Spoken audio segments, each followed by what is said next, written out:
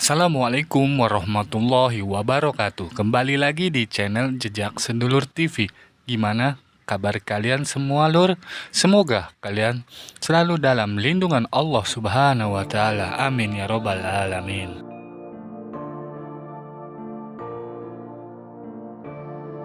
Sedikit tentang legenda dan sejarah Gunung Karang. Sebelum melanjutkan video ini, jangan lupa tekan tombol subscribe agar tidak ketinggalan video-video terbaru dari kami.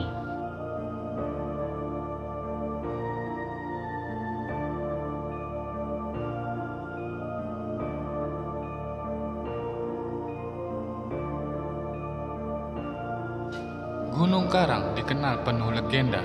Konon katanya gunung ini adalah tempat perkumpulan para wali.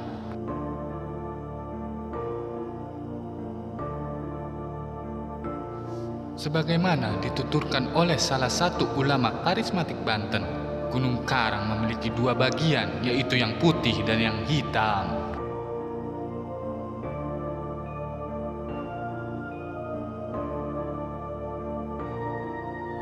Bagian putih adalah tempat perkumpulan para wali dan sebaliknya bagian hitam adalah tempat perkumpulan para jin.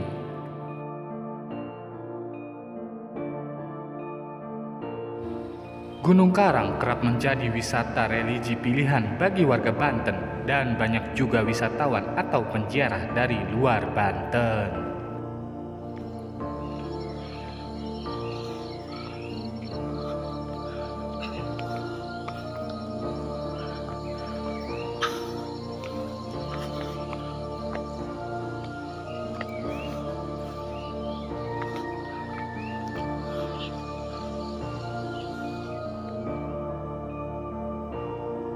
Maka tidak heran jika dibutuhkan arahan khusus dari Kuncen bagi siapapun yang hendak mendaki Gunung Karang yang dikeramatkan ini.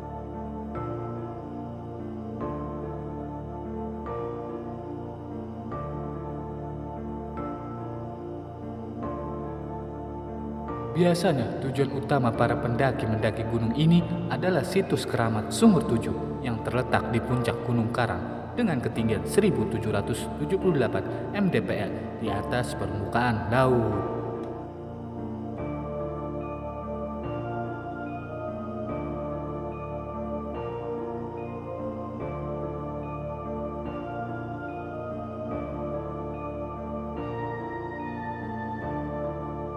Sejarah lain dari Sumur Tujuh berkaitan erat dengan pertarungan Sultan Hasanuddin saat ditantang berperang oleh Prabu Pucuk Umun.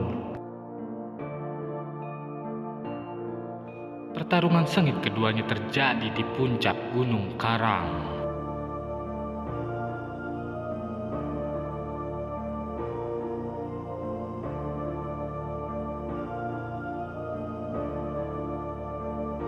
Setelah menaklukkan Prabu Pucuk Umun, Sultan Hasanuddin merasa kehausan, lalu bermunajat kepada Allah untuk memohon air minum.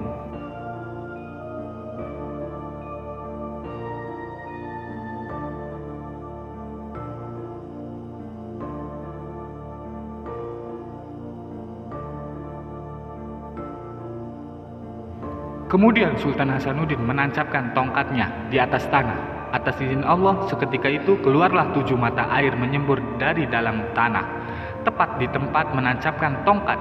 Inilah yang sekarang disebut situs keramat Sumur Tujuh Gunung Karang.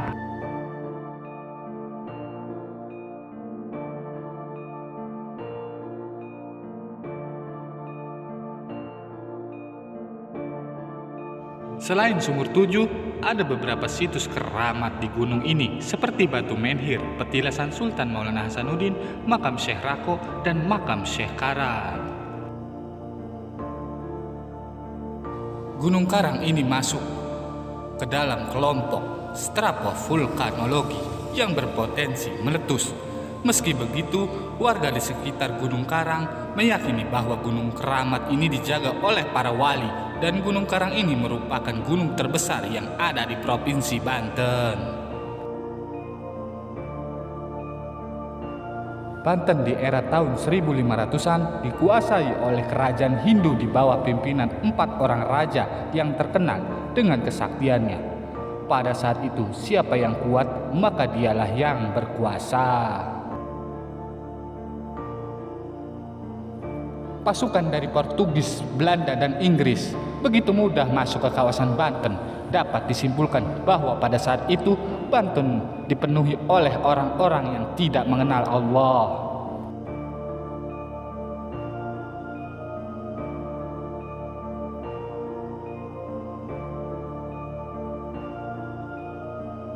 Pada tahun 1526, Kerajaan Demak mengutus Sultan Cirebon yaitu Syekh Syarif Hidayatullah atau yang dikenal dengan Sunan Gunung Jati bersama putranya Sultan Maulana Hasanuddin untuk segera pergi ke Banten.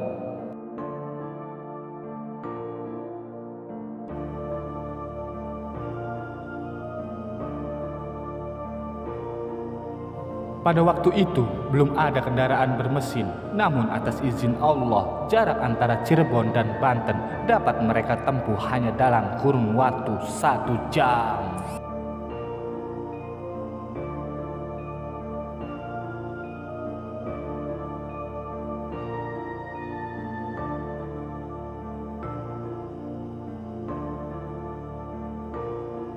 Setibanya di Banten, Sunan Gunung Jati bersama putranya Sultan Maulana Hasanuddin pergi menuju Banten Girang dan mendapat kabar bahwa ada kerajaan yang kokoh di Banten yang dikuasai oleh 4 orang raja yang bernama Raja Sima, Raja Darga, Raja Brahma, dan Raja Ganesha. Melihat raja-raja Banten yang begitu kuat, Sunan Gunung Jati bersama Sultan Hasanuddin berpikir keras dalam mencari jalan untuk mengalahkan keempat raja tersebut agar dengan mudah mengislamkan kerajaan Banten.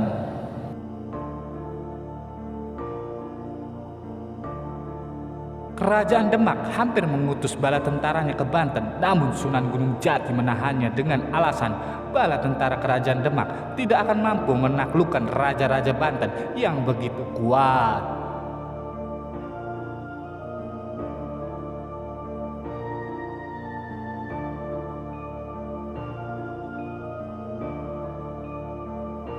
Akhirnya, Sunan Gunung Jati bermunajat kepada Allah dan mendapat isyarat atau petunjuk untuk segera pergi ke Gunung Pulau Sari. Setibanya di puncak Gunung Pulau Sari, ternyata di sana terdapat kerajaan yang kokoh yang dikuasai oleh 4 orang raja tersebut.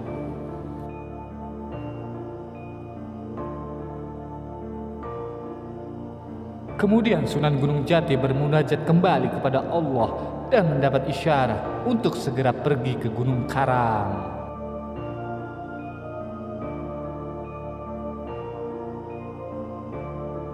Di tengah perjalanan menuju Gunung Karang, ternyata di antara Gunung Karang dan Gunung Pulau Sari ada seseorang yang sedang bertapa. Lalu Sunan Gunung Jati menyapanya dan orang yang bertapa itu pun membuka matanya.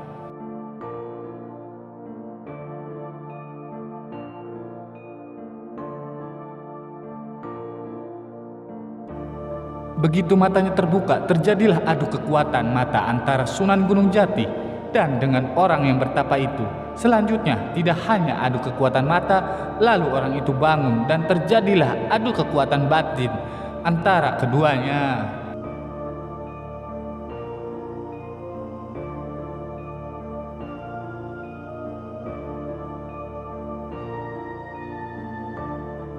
Setelah 7 hari pertarungan keduanya berlangsung, barulah orang yang bertapa itu tumbang di tangan Sunan Gunung Jati. Dan ternyata orang yang bertapa itu bernama Brata Guru Sampang.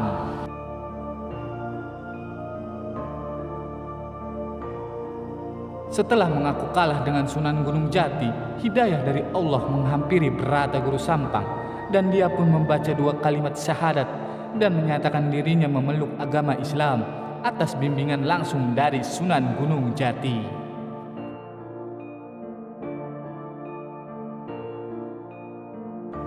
Setelah berhasil mengislamkan Brata Guru Sampang, lalu Sunan Gunung Jati memerintahkan putranya Sultan Maulana Hasanuddin untuk bertapa di atas sebuah batu hitam berukuran 2 meter persegi yang diberi nama Watu Gigilang.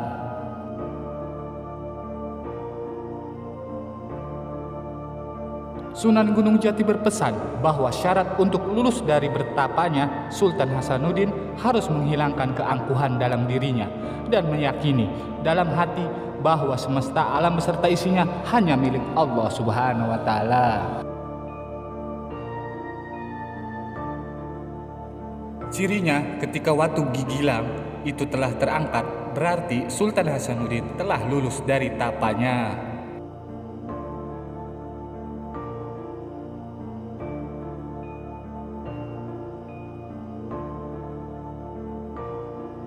Maka bertapalah Sultan Maulana Hasanuddin hingga jangka waktu yang tidak disebutkan. Begitu Sultan Hasanuddin terus bertapa, ternyata beliau didatangi oleh Brata Guru Sampang yang telah memeluk Islam. Dan saat itulah watu gigilang terangkat dengan sendirinya hingga berubah menjadi batu pancawarna.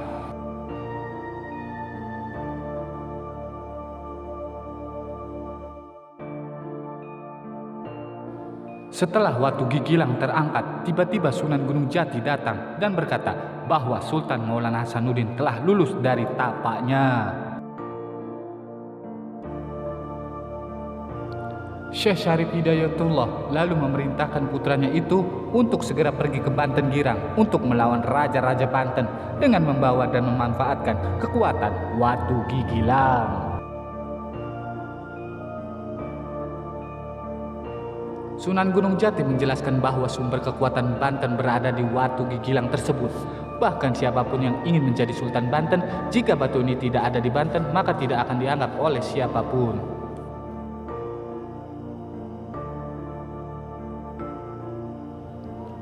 Singkat cerita, berangkatlah Sultan Maulana Hasanuddin ke Banten Girang dengan menjinjing watu gigilang. Kemudian mulailah kerajaan Demak mengutus bala tentaranya untuk ikut menyerang kerajaan Banten.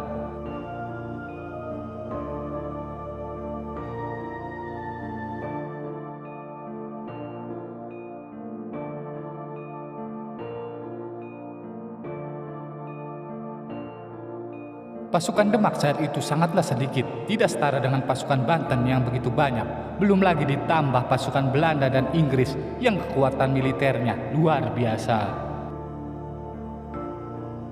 Begitu berperang 10 kali lipat, kekuatan kerajaan Banten nyaris menghabisi bala tentara kerajaan Demak yang hanya sedikit.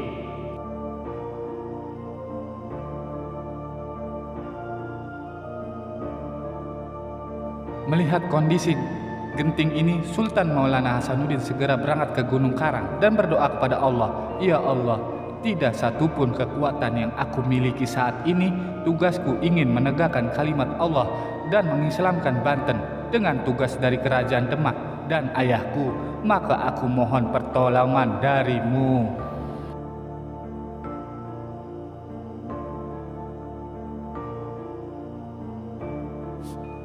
Atas izin Allah, tiba-tiba muncul dua elemen dahsyat, yaitu air dan angin.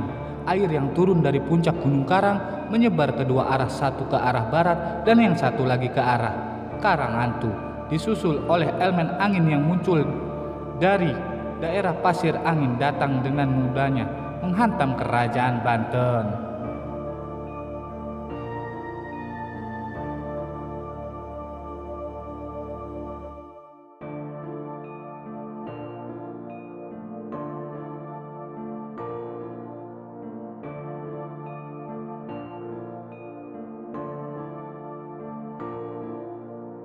Singkat cerita, akhirnya Sultan Maulana Hasanuddin berhasil menjatuhkan keempat raja Banten beserta kerajaannya. Mulai dari disinilah awal mula penyebaran dan kejayaan Islam di tanah Banten.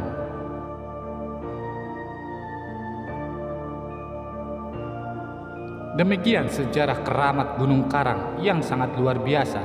Jadi tidak heran jika gunung ini begitu dikeramatkan oleh warga Banten, sebab Gunung Karang adalah titisan dari para leluhur Banten.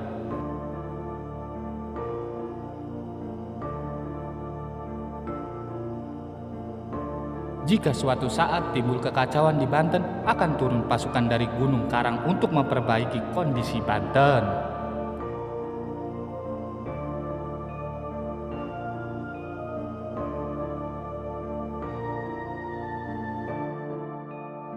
Warga Banten hanya tinggal menunggu kehadiran watu gigilang itu. sehingga tanah Banten akan kembali menemukan kejayaannya. Wallahu a'lam bishawab.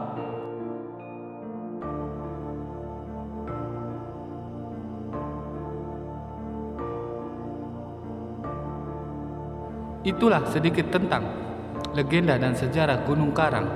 Bila ada salah-salah kata, mohon dimaafkan. Jangan lupa tekan tombol subscribe karena subscribe itu gratis. Wassalamualaikum warahmatullahi wabarakatuh.